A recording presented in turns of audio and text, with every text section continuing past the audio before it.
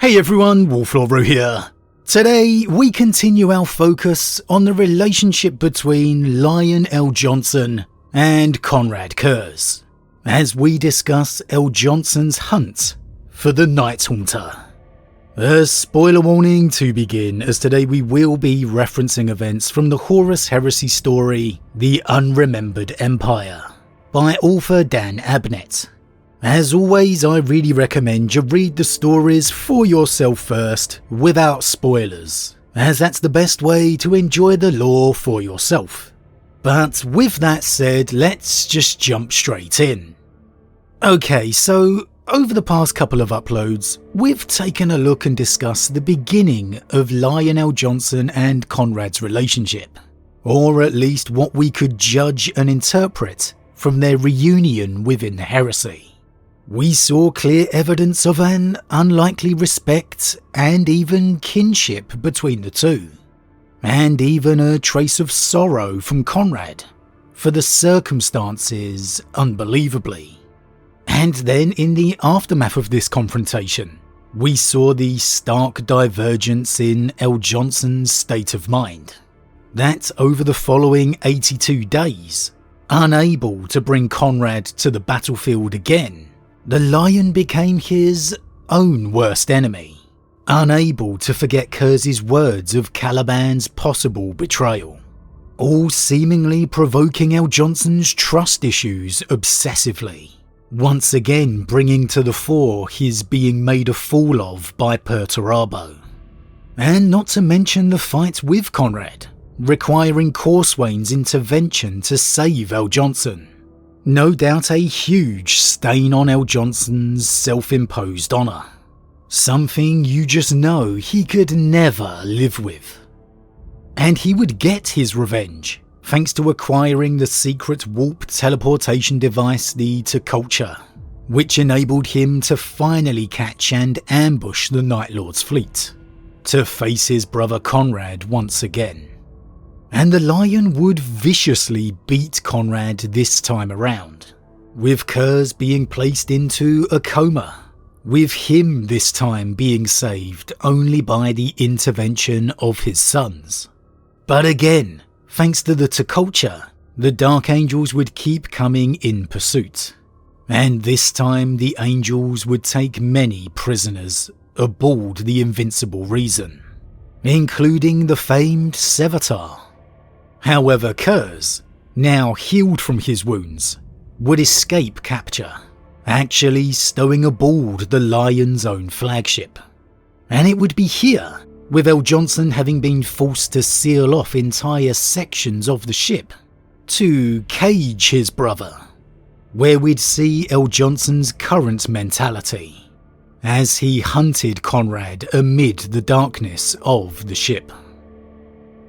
The quarry was close, but then the quarry was always close. The quarry was supposed to be dead, or at the very least a prisoner. But through his innate guile and wickedness, he had evaded capture and was loose in the ship, haunting its dark spaces and inaccessible extremities. Of course the quarry was technically a prisoner, because the whole ship was his cell. There was no escape from the ship. It galled the huntsman that the quarry was at liberty at all. The quarry should have been dead for his crimes long since. The huntsman should have made sure of that, blood or no blood. The quarry was not a sentient being deserving of any respect or mercy. The quarry was an insane animal that needed to be put down. A monster that deserved termination. All the while the wretched quarry was loose on the huntsman's ship, the huntsman's heart burned with rage.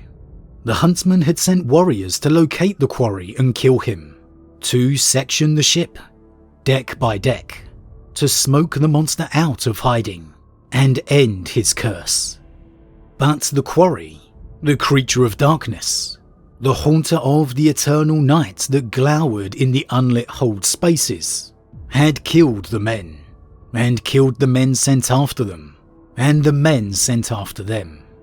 The quarry had trapped them, and murdered them, stalked them, and tricked them, left their bodies swinging from hold spars as warnings, left their heads in void locks as messages, left their butchered remains impaled on interdeck stanchions and pipework as bloody promises. The huntsman was a noble soul, though to those who met him in battle, he often appeared to be a monster too. Few, if any, knew the true workings of his mind. He kept his own counsel and walked his own path. He was hard to know. He was a noble soul, nevertheless.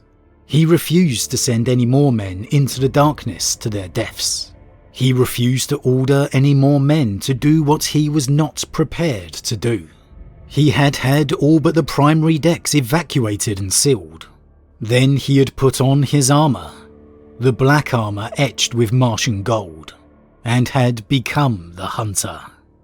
Every day for 16 weeks, he had entered the unregulated spaces of his ship and hunted through the darkness for his quarry. Every day for 16 weeks. Now this is a distinct change in the Lion from that reunion. Long gone is the brother, the kinship, the respect.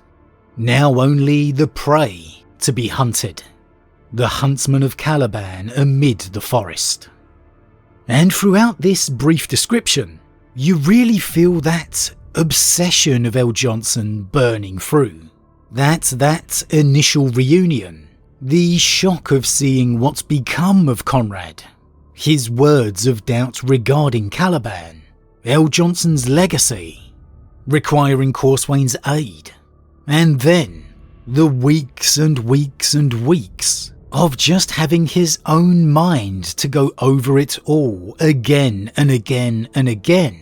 You can see how it's culminated in this aspect of the Lion. The triumph of the ambush thanks to the culture, but still Curze escapes him. He fails to put him down, and in doing so, puts his own doubts to rest. His own failures. Because you can really see how Curze has become more than just a duty now. He has become the physical embodiment of L. Johnson's shame. The quarry was supposed to be dead. It galled the huntsman that the quarry was at liberty at all. He had entered the unregulated spaces of his ship and hunted through the darkness for his quarry, every day, for 16 weeks. It's almost as if L. Johnson has retreated to being the man he used to be, the more straightforward hunter, when things were simply black and white. A foe to be slain, none of the other things he struggles with. Relations, discussions, deciphering intent, trusting others. That the heresy, if anything, pushed him backwards, as opposed to helping him grow, at least at this point. As we began to see in our last conversation, in the aftermath of that reunion, Curze for me has really become a symbol for the Lion's self-perceived failure. And again, it's just something he has to eradicate. Something he cannot allow to endure. We saw that slowly evolve in our previous two conversations to this point. Now seeing the culmination of it all. The surety of purpose the huntsman now possesses. And of course L. Johnson's not wrong for viewing Konrad as a beast to be put down. Indeed, Konrad has become a beast by this point. Truly insane. Giving even more poignancy to their final brotherly conversation. But it's just interesting to see the evolution of L. Johnson to this point. How it has all transpired through his own mind. How surprisingly, even this early in the heresy, he's had a lot of factors that have affected him. He just keeps it locked behind that image of the knight. Behind his impassive mask, his dedication to duty. And perhaps the best example of it all comes when the lion is upon Macragge, when Konrad has escaped his confines of the Invincible Reason, stowing aboard a drop pod by setting off El Johnson's pre-prepared assault, leaving El Johnson with no choice but to reveal the truth to Guilliman, that it was Konrad. And Guilliman simply asks El Johnson, "Why didn't you simply tell me that when you arrived?" And the answer El Johnson gives, for me, reveals the truth of it perfectly. In truth, as we are speaking plainly, I was ashamed that I could not confine him. I would gladly have brought him before you in chains, on his knees and pleading, so we might have sequestered him in your darkest dungeon. While he was free, however, he was my problem, my curse to contend with. And that, to me, is a real clear example of how personally it all is to El Johnson. Ashamed, my curse to contend with.